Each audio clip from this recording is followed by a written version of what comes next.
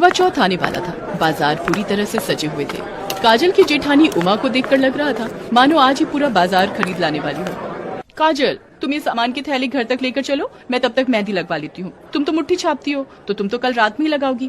काजल सामान की थैली लेकर घर पहुँचती है। क्या हुआ काजल बहू, उमा बहू कहाँ रह गई? माँ जी, वो भाभी गली के बाहर मेहंदी वाले बैठे हैं, उनसे मेहंदी लगवा कर आ रही है। तूने मेहंदी क्यों नहीं लगवाई? तू ऐसे क्यों आ गई? माँ जी, करवा चौथ तो परसों है, मैं तो कल खुद से ही लगा लूंगी। ये देखो, मैं आपके लिए कितनी सुंदर साड़ी लाई हूँ, ये मैं आपको परसों पूजा के बाद दूंगी।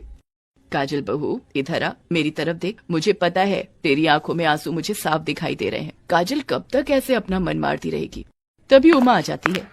माँ जी, ये देखो कितनी सुंदर मेहंदी लगवाई है मैंने। पूरे 700 रुपए दोनों हाथों पर कलाई के ऊपर तक लगवाने के मांग रहा था, मैंने तो 500 ही पकड़ाए। उमा, तुमने काजल को मेहंदी क्यों नहीं लगवानी थी?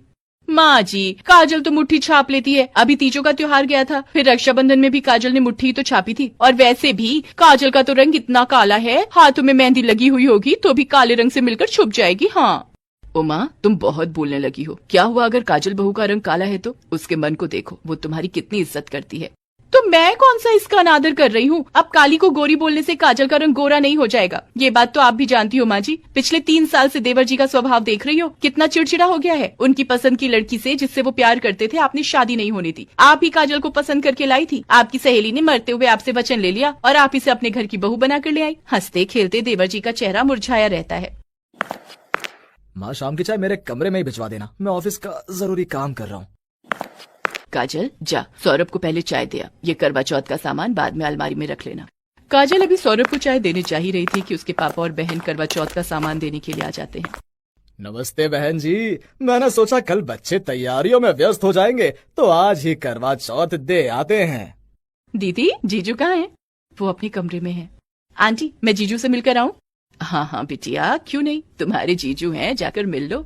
काजल की बहन पारुल सौरभ के कमरे में चली जाती है। सौरभ ऑफिस का काम कर रहा था। कैसे हो जीजू, आप तो कितने दिनों से घर ही नहीं आए।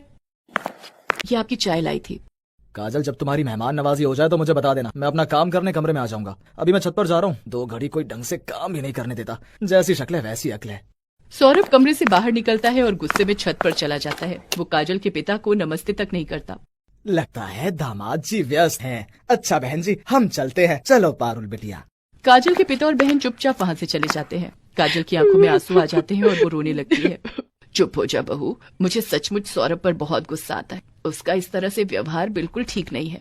अरे, तुम्हारे पापा चले भी गए, मैंने तो उनके लिए इनसे कहकर समोसे मंगवाए थे। चलो कोई नहीं, हम समोसे खाकर चाय पी लेते हैं। काजल के दर्द को सिर्फ उसकी सास समझती थी, पर वो बेचारी भी क्या कहती। जब बच्चे बड़े हो जाते हैं तो उन्हें वक्त ही सिखाता है, फिर वो अपने माता पिता की भी नहीं सुनते। करवा चौथ का त्योहार आ जाता है। काजल की जेठानी साड़ियाँ देखने में व्यस्त थी।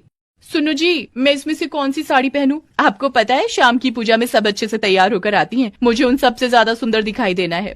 तो माँ, तुम कुछ भी पहन लो, तुम्हारे ऊपर सब अच्छा लगता है, आखिर तुम हो ही इतनी सुंदर।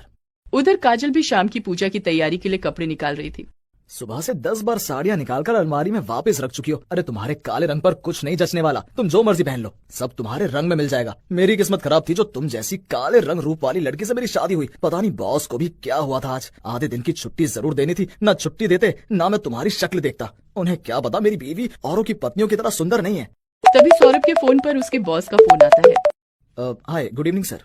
Good evening Saurabh. अच्छा तुमने फोन उठा लिया। मैं तुम्हारे साथ के ऑफिस के और लोगों को फोन कर रहा था, पर किसी ने मेरा फोन ही नहीं उठाया। शायद उन्हें लगता है कि मैं काम के लिए उन्हें फोन कर रहा हूँ, पर कम से कम फोन तो उठाना चाहिए, किसी को कोई जरूरी काम होता है। क्या हुआ सर, कोई परेशानी है? मुझे बताइए, मैं अभी आ जाता हूँ। अरे नहीं नहीं, परेशानी मुझे नहीं है। वो आज मेरी सिस्टर का पहला करवा चौथ है तो उसके ससुराल वाले एक बड़ी पार्टी कर रहे हैं। उसके घर करवा चौथ देने भी जाना है। मेरी पत्नी शोभना को साड़ी बांधनी नहीं आती है। शोभना को और भी तैयारी करनी है, इसलिए वो पार्लर नहीं जा पा रही। और इस समय एक पार्लर वाली से पूछा भी था, पर सब पार्लर बिजी हैं। वही परेशानी हो रही है। मैंने सोचा तुम्हारी पत्नी की नजर में कोई पार्लर वाली हो तो वो हमारे घर भेज दे। जी सर, मैं अभी 10 मिनट में आपको फोन करके बता। सौरभ सीधा अपनी भाभी उमा के कमरे में जाता है। भाभी, अगर आपको साड़ी बांधनी आती है तो थोड़ी देर के लिए आप ही मेरे साथ चल लो, सर का काम हो जाएगा। अब तुम्हारे सर की पत्नी को तैयार करने में मुझे क्या मिलेगा? मैं अपना समय क्यों खराब करूं? इससे तो मैं खुद ही तैयार ना हो जाऊं। सौरभ बेटा, तू भी किससे पूछ रहा है? उमा ने आज तक कभी किसी की मदद की है जो वो आज करेगी? एक बार काजल से पूछ ले, शायद उसकी जानकारी में कोई पार्लर वाली हो।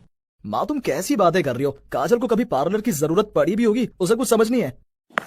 क्या हुआ माँ जी, कोई परेशानी है? काजल की सास उसे सारी बात बताती है। माँ जी, अगर ये माने तो मैं इनके साथ इनके बॉस के घर चली जाती हूँ। मैं उनकी वाइफ को तैयार करके आ जाऊंगी। अभी तो पूजा में बहुत समय है। सौरभ बेटा, काजल ठीक कह रही है। अगर किसी को हमारी जरूरत पड़े तो हमें उनके काम आना चाहिए, और वैसे भी वो तुम्हारे बॉस हैं। तू काजल बहू को ले जा। माँ के कहने पर सौरभ काजल को अपने बॉस के घर ले जाता है। काजल को देखकर शोभना बहुत खुश होती है। काजल उसे बहुत सुंदर तैयार कर देती है। काजल, तुमने तो सचमुच पार्लर से भी अच्छा मुझे तैयार किया है। अब नंद की ससुराल जाओ तो बहुत से लोग देखते हैं। Thank you Kajal, you are so sweet. Thank you so much Saurabh. Kajal ji, आपने तो सचमुच शोभना को बहुत अच्छा तैयार किया है। अब इनके लिए कुछ खाने पीने का इंतजाम करो। सर, मेरा तो आज करवा चौथ का व्रत है। शाम को चंद्रमा देखकर ही मैं पानी पीऊंगी। अरे हाँ, मैं तो भूल ही गया था। आज तो आप दोनों का करवा चौथ का व्रत है। हाँ, फिर भी देखो काजल कितनी हिम्मत करके मेरे लिए यहाँ आई, मुझे तैयार किया। अब घर जाएगी, खुद भी तैयार होगी और पूजा भी करेगी। सचमुच काजल, तुमसे मिलकर बहुत अच्छा लगा। तुम बहुत अच्छी हो। सौरभ जी, आज तो काजल कुछ खा नहीं सकती, लेकिन इस संडे डिनर पर आप दोनों इनवाइट हो।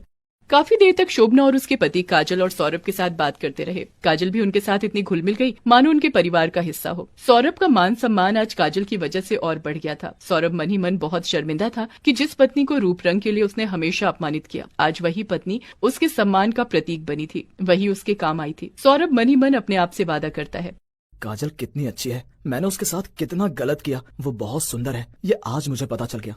काजल घर आती है और 16 श्रृंगार करके तैयार होती है। इतनी देर में सौरभ भी उसके पास आता है। मुझे माफ कर दो काजल, मैं तुम्हारी सुंदरता को पहचान नहीं पाया। मैं सचमुच बहुत भाग्यशाली हूँ कि तुम मुझे मिली। अपने पति का प्यार पाकर काजल बहुत खुश थी। काजल के चेहरे पर आई मुस्कान देखकर उसकी सास बहुत खुश होती है। उसके बाद उमा और काजल दोनों मिलकर चंद्रमा की पूजा करती हैं और अपना करवा चौथ का व्रत पूरा करती हैं।